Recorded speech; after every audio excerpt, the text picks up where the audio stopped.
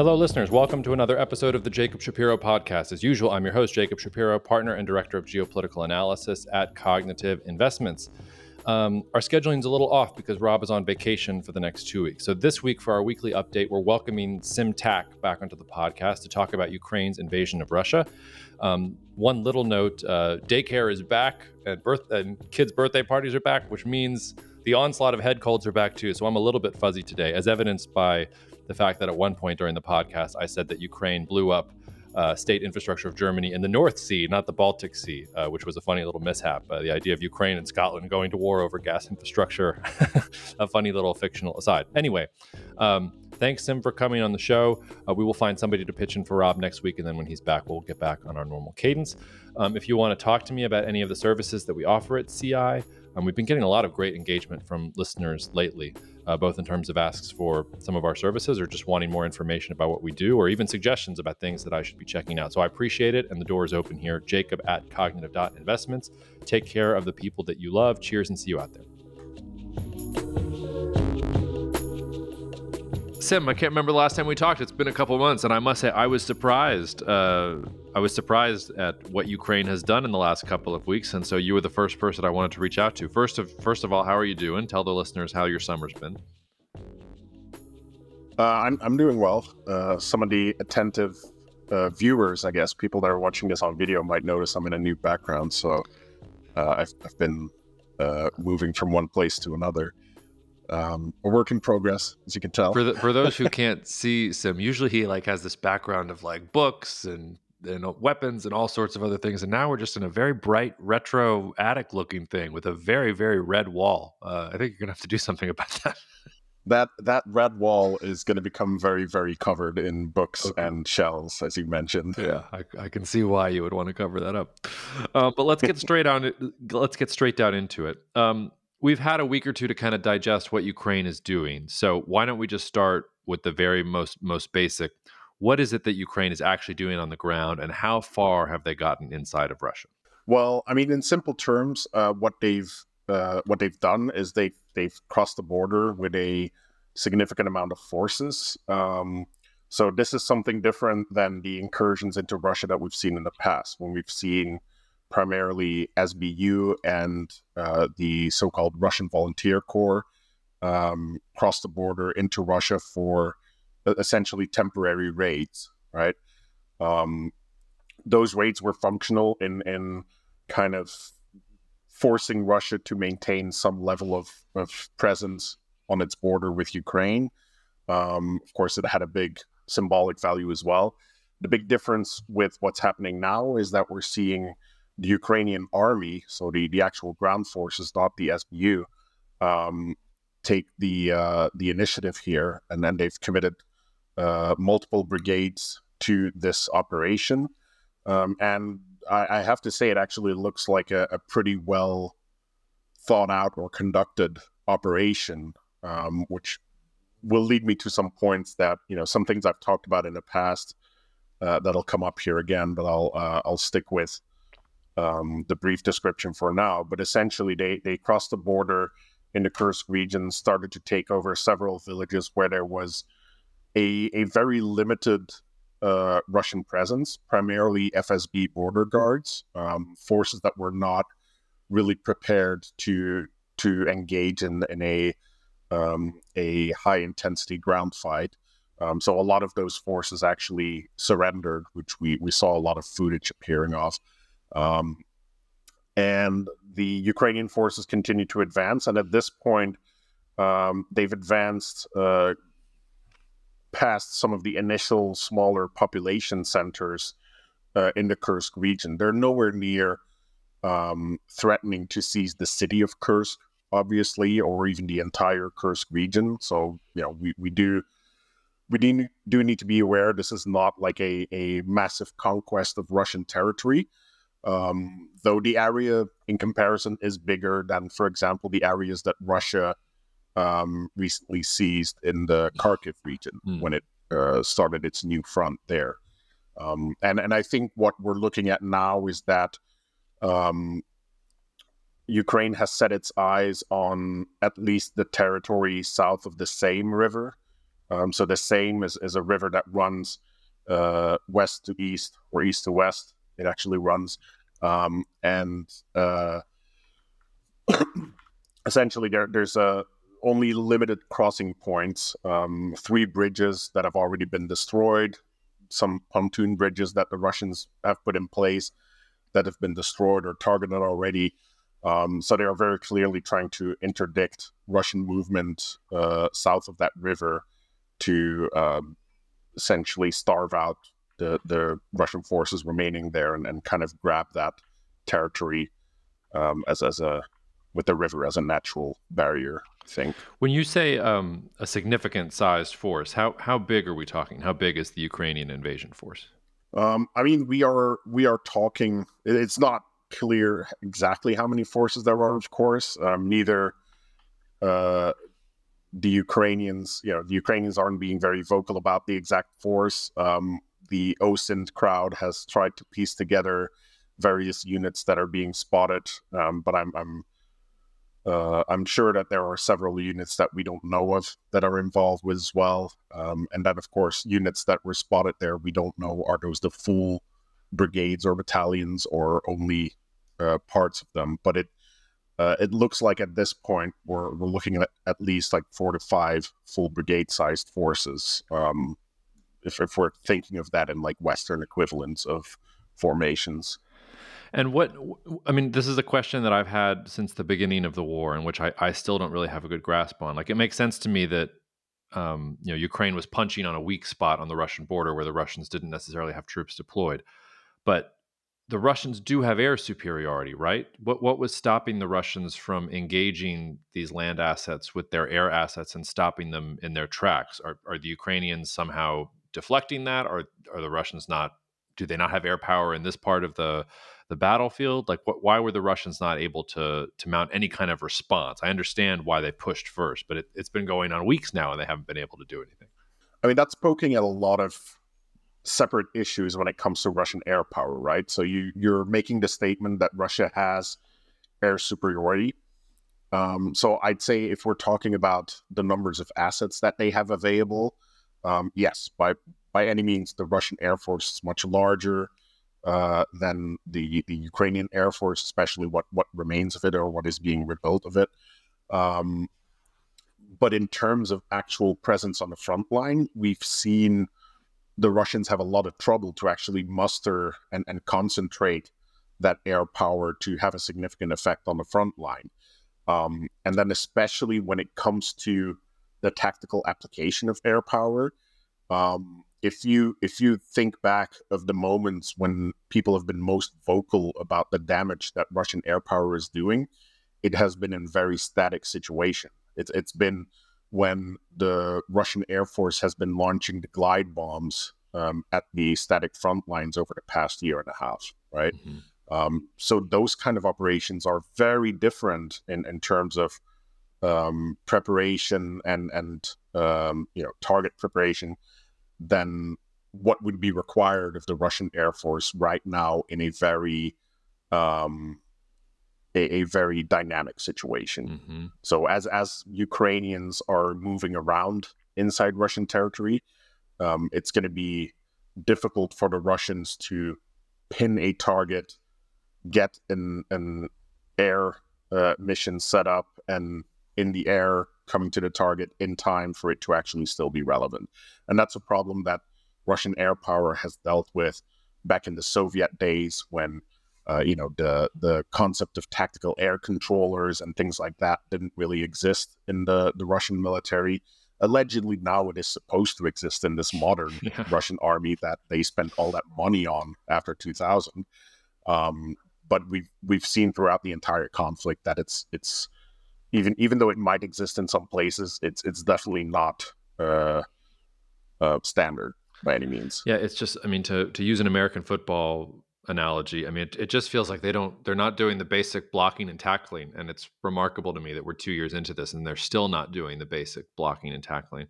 The pig. Well, and to build on that, Ukraine also brought a very decent defensive line with it, and we've heard reports of a significant air defense presence supporting this offensive as well, which is one of the ways in which they actually seem to be doing this one right, and that they've brought the umbrella that those forces might need. And on top of that, I've actually also seen a couple videos that seem to imply Ukrainian air power itself is actually actively supporting forces on the ground inside Russia, which is a level of support that we haven't always seen in mobile Ukrainian operations either. Well, that was the question I wanted to piggyback on, which is that we know that F-16s, I think the first ones were delivered or are soon to be delivered. But as we've talked about here, it's going to take the Ukrainians a lot of time to get trained and to get up on it. But the deeper question is, do you think Ukraine's going to be able to do the sorts of things that Russia has not been able to do with its Air Force? Is that training going to allow them to be more flexible on the battlefield and to use air assets tactically? Or is it just they're going to get some shiny planes and it's going to take them a long time to be able to utilize them the way that we would expect a coherent military force to do so? I think eventually we might see that. I wouldn't expect it in the short term or even for this specific operation that we're talking about. So Ukraine has indeed received the first F-16s. We've had visual confirmations of that. Several of the F-16s have been seen operating over Kherson. Based on the areas where they have been spotted and the loadouts that people have been able to spot in ground photos, as well as some of the videos where they're flying around, it looks like they are predominantly being used in an air defense role, which I think is kind of what everyone was expecting.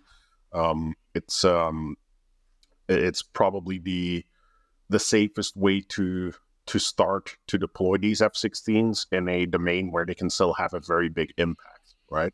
That doesn't mean that they won't evolve over time, of course, towards things like air-to-ground strikes or close air support operations.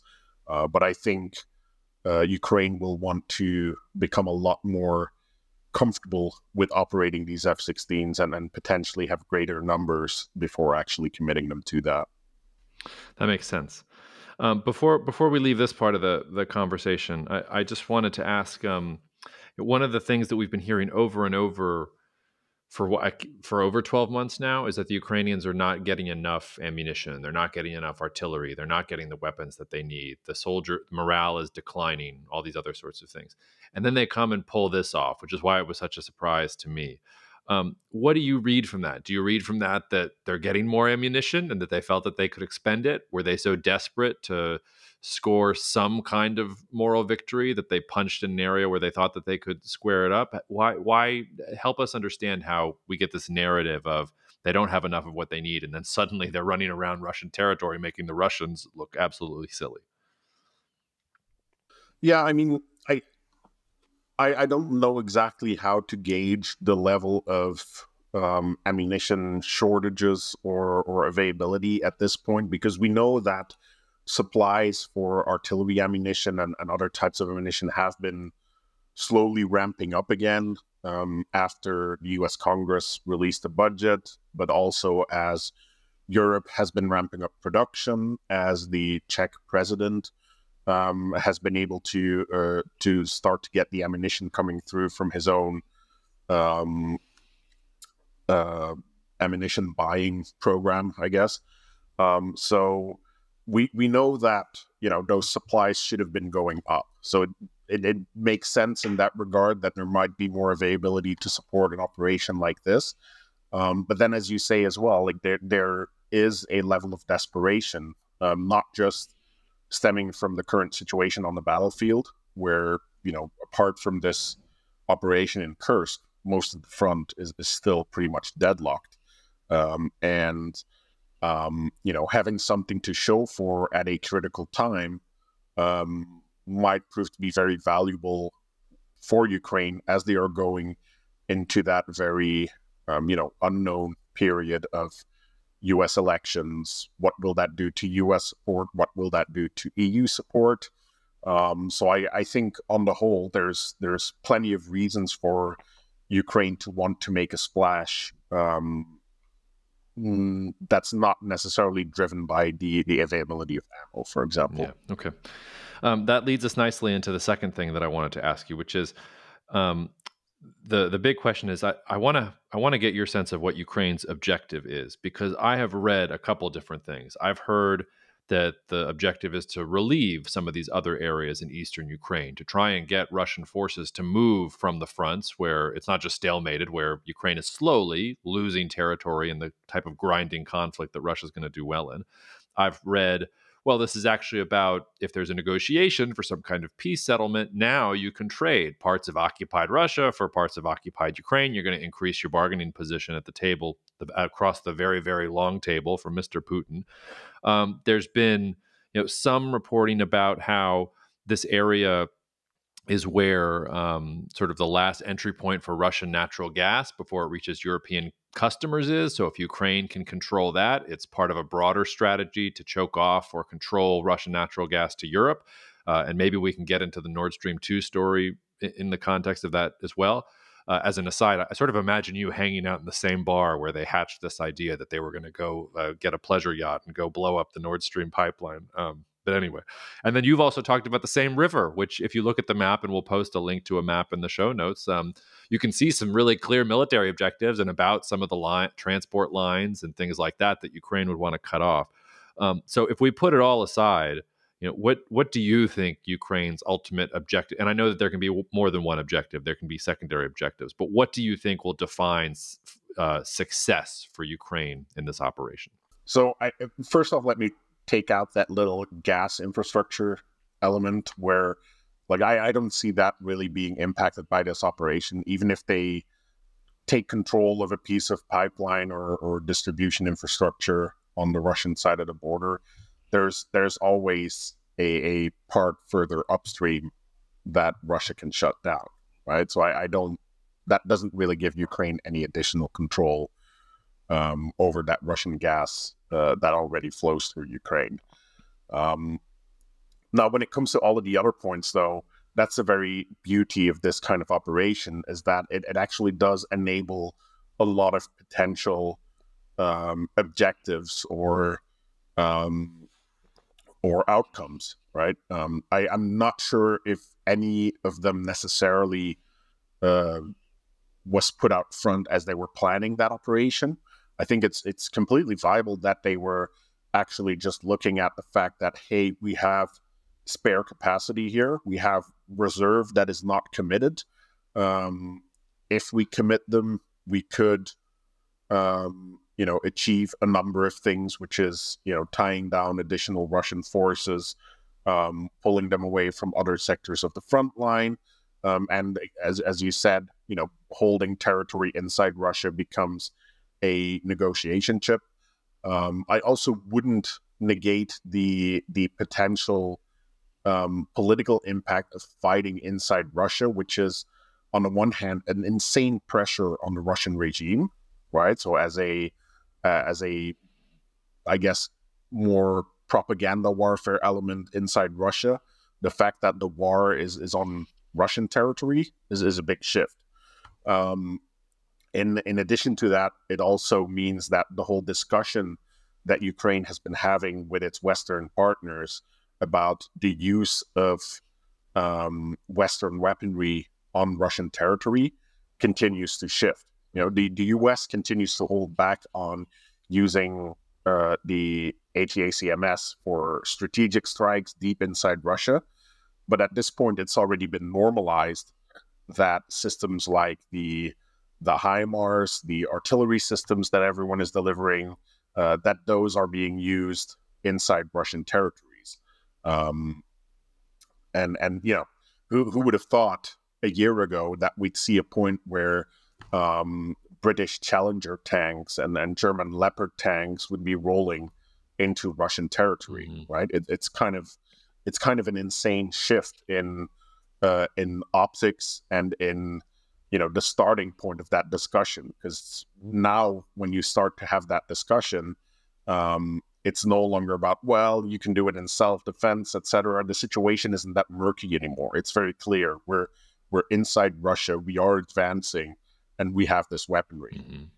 So I think that just starts to make things a little bit clearer. The West will continue to draw lines on, where they are comfortable with Ukraine using certain types of weaponry, because they'll still be scared of some kind of retaliation from Russia. But yeah, so with all of those things combined, there's just a whole lot of potential benefit from an operation like this, and then especially with it being conducted so well. Because if you think back of the first few days, or even the days before the actual incursion started, we saw those very coordinated drone strikes against multiple airfields, Russian airfields in the area of this battlefield. We saw a number of HIMARS strikes constantly hammering Russian convoys trying to bring in reinforcements. So, that's something that we've talked about in the past, where one of the big challenges that the Ukrainians seem to face is how to make the best use of all of those things that they are being given by the West. How do they actually coordinate all of those separate weapon systems and capabilities into an actual warfighting system? And to me, and I don't want to celebrate prematurely here, but to me, this offensive seems to indicate that at least some parts of the Ukrainian army are able to actually do that. And they've shown that in this operation, where they've actually coordinated the deep strike capability with the reconnaissance capabilities, and then followed it up with the actual ground forces. And it provides results. Yeah, you're making me imagine a far-off future where Ukraine is in the EU and it's Ukrainian generals who are training all the other European countries in modern warfare, because they're the only ones that have actually fought it continuously. But that's a daydream. I mean, I'm not sure if it'll go that far, but at least, Ukraine, and I think I've used those words before on your podcast, or I've used them elsewhere anyway, but Ukraine is the NATO center of excellence in fighting Russia, right? Mm-hmm. So that's, there's, whether it's Ukraine teaching people, or whether it's people looking at Ukraine or going to Ukraine to learn, that is definitely happening and will continue to happen. Yeah. So we talked a little bit about the strategic objectives. Tactically, I'm curious what you think happens next, because to me it seems there are three scenarios, and tell me if I've got them all or if I'm missing something. They can continue to push. Maybe they have some predetermined endpoint in mind, but they can continue on the offensive until they reach wherever they think is defensible. They could pull back to more defensible positions, or they could pull all the way back and say, okay, we've made our point, but we're not going to hang out here sort of exposed to the full weight of the Russian military, because eventually you've got to imagine that Russia will move its resources over there and will try and expel them. Where do you think we go tactically over the next couple of weeks with this? So I think that Ukraine will continue to push, and I think they have to keep pushing for exactly the reason that you mentioned. Eventually, Russia will bring those forces to bear on this incursion, once they actually get their stuff together and manage to move it there. Ukraine needs to keep the pressure on until that actually happens. Otherwise, they're not really causing a lot of benefit for the rest of the front line through this operation. Now, in doing so, however, they do have to be very careful that they're not overextending. If they start to overextend and positions start to collapse and they have to withdraw, the whole symbolic value of this operation and the potential impact on the rest of the front line completely washes away, right? So I'm hoping that the Ukrainian commanders, as they seem to have very intelligently started off this mission, that they continue to be very intelligent in looking at what are the actual limits of the forces that we have in this area, and that they make the decision at the right time to start digging in, which is something that Ukraine also hasn't always been super effective in, where even on many parts of the front line, they will establish their main defensive line, but they don't necessarily have fallback lines that allow them to actually pull back and quickly recover. So, if they want this to be a lasting impact on the conflict, I think they'll have to be smart about all of that. So there's a lot of things that can go wrong here, but I think, at least for the time being, Ukraine has some potential to keep exploiting this, and they yeah, they just need to be choosing the right time to transition from that opportunistic momentum into solidifying what they've gained. Yeah, and this goes to the question of Ukraine's military leadership, which again, I'm struck by how much of the reporting here has been off, and I mean that's to be expected when it comes to a war. But from everything from Nord Stream to Zelensky's position to the counteroffensive to specifically the current commander of Ukraine's armed forces. Because I remember in February when Zelensky was relieved, and the general conversation was, "Oh my God, like Zelensky is the architect of everything, and he's clashing with Zelensky, and this is the beginning of the end of Ukraine's armed forces." And now we have this guy, Alexander Syrsky, I think is how you pronounce his name, who he's the architect behind this battle plan, and seems to have gone very well. Do you have respect for his capabilities? Do you have some faith in his ability to do this? Well, I don't know that Syrsky is the architect of this particular operation, Mm-hmm. right? So there's that's question one. Who is the real brain, or are the brains behind this operation? That's one question. Another thing, of course, if you're comparing this with a lot of other prior operations, and the Nord Stream case, um, a lot of those kind of operations are linked to GUR and SBU, which have taken a bit more of a risky approach, and I think we're seeing a different approach from the regular army here in this operation as well.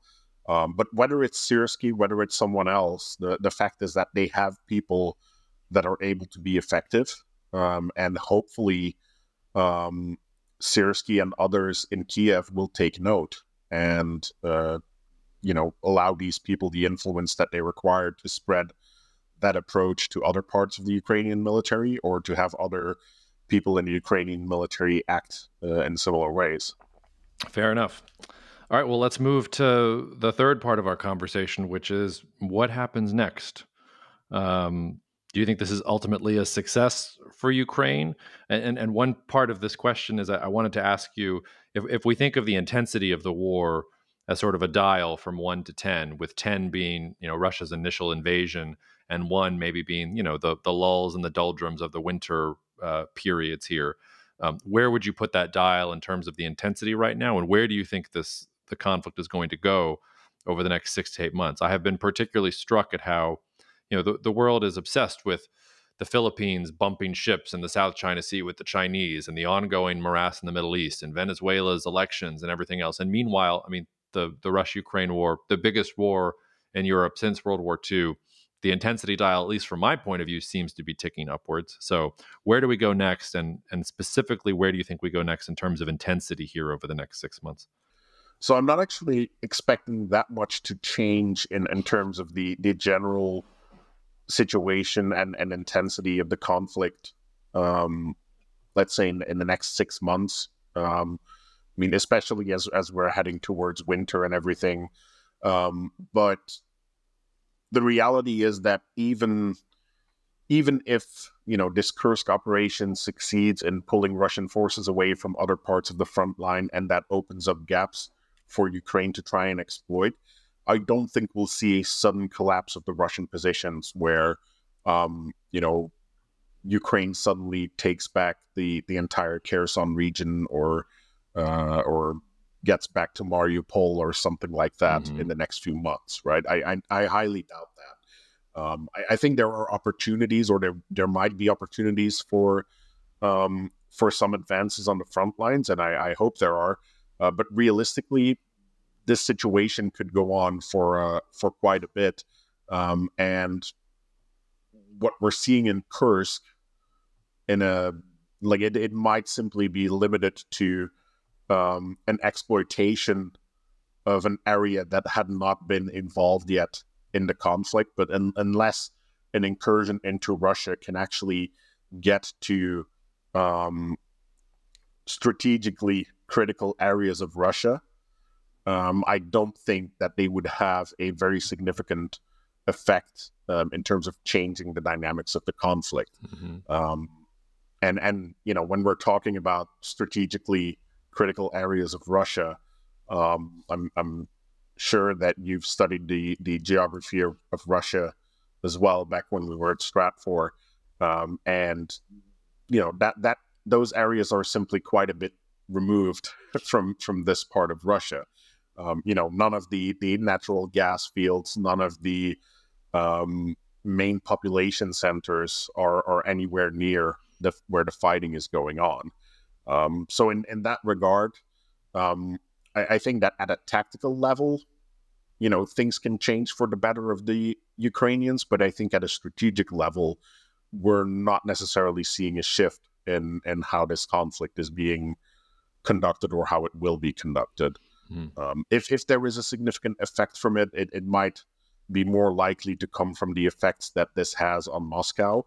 But then again, the level of importance of that region of Kursk might limit the intensity of those effects as well. I'm going to ask you an impossible question, and I'm telling you now, I know it's impossible to answer, and that you probably have scenario trees for this. But where are we in 3 years from now on your scenario tree? Is it this kind of grinding, frozen conflict, and the two sides are going to be hitting at each other opportunistically, trying to outlast the other?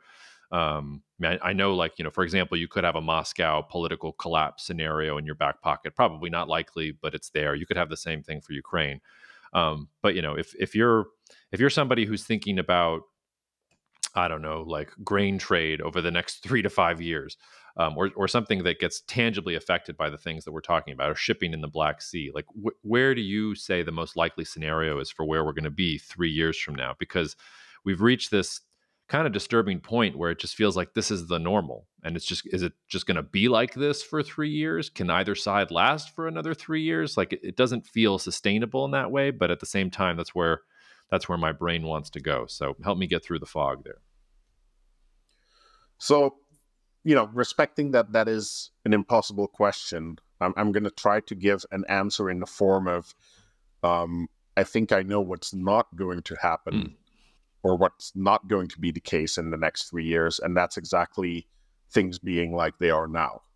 So I think it's very unlikely that this kind of fighting at this intensity could be sustained for another 3 years, and it could go many different ways.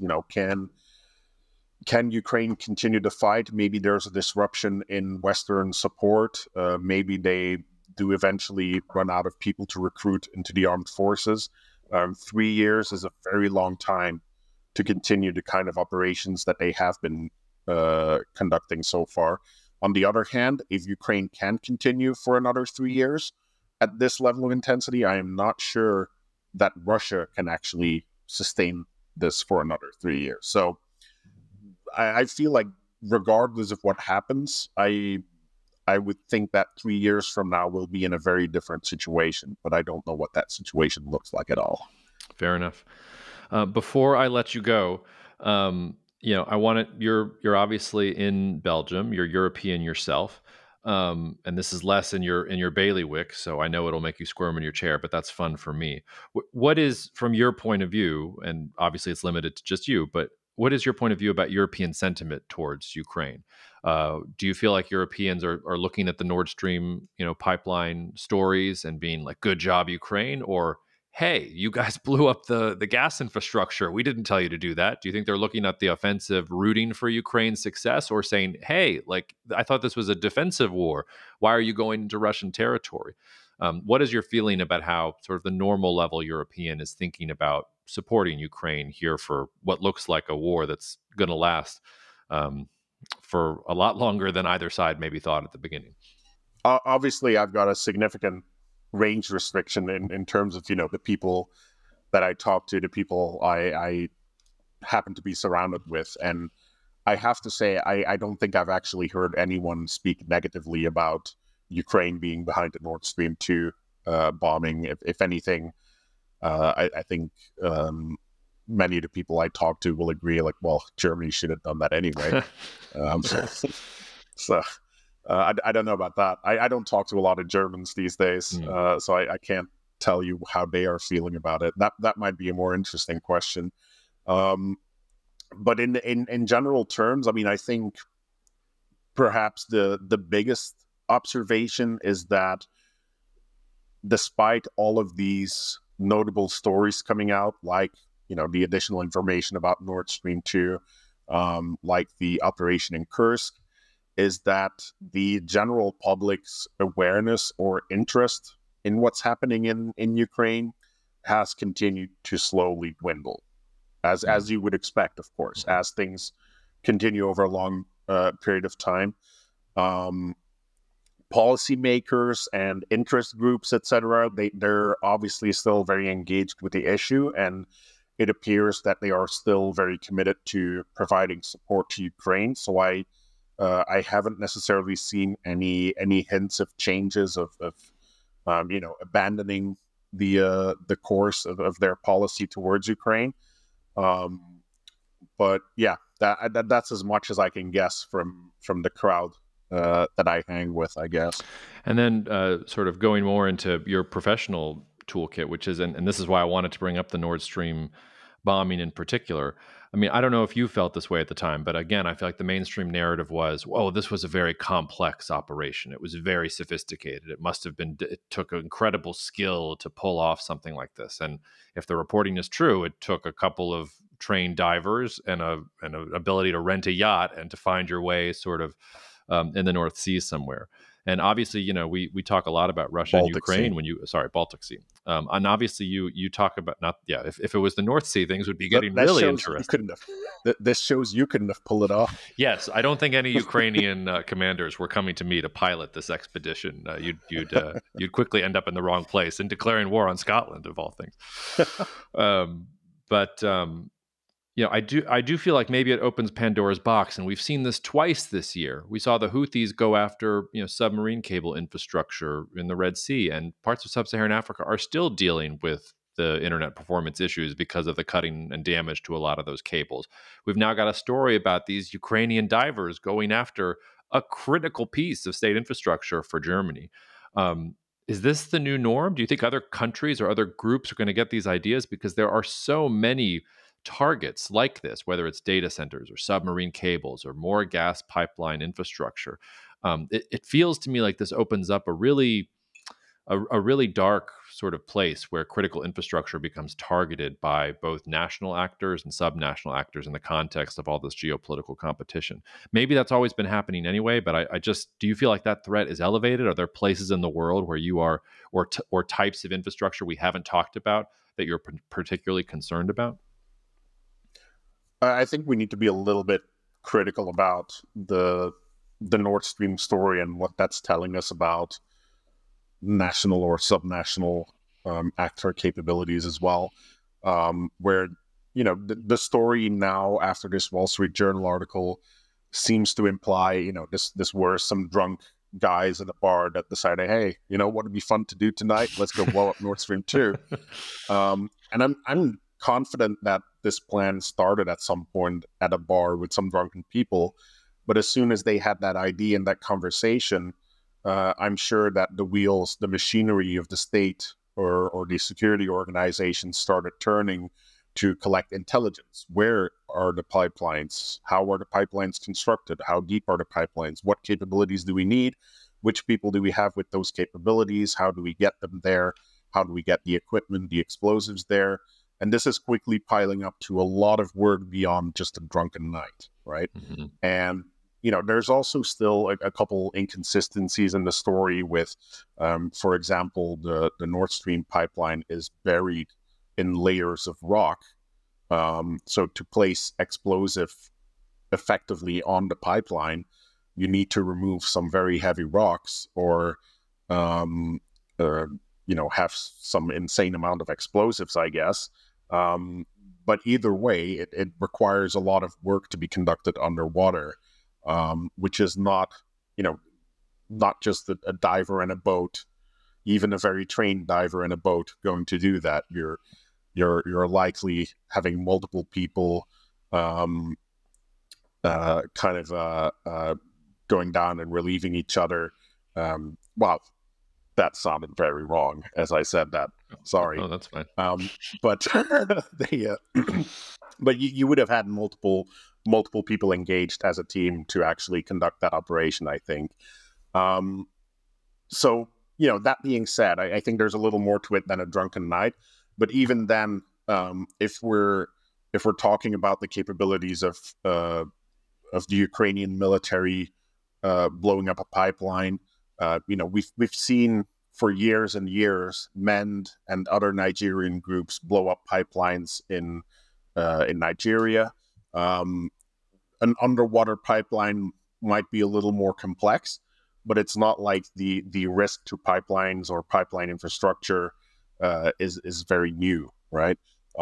Undersea cables, I guess we've considered them safe, apart from Russian submarines that we were constantly talking about their intent to cut undersea cables and all that.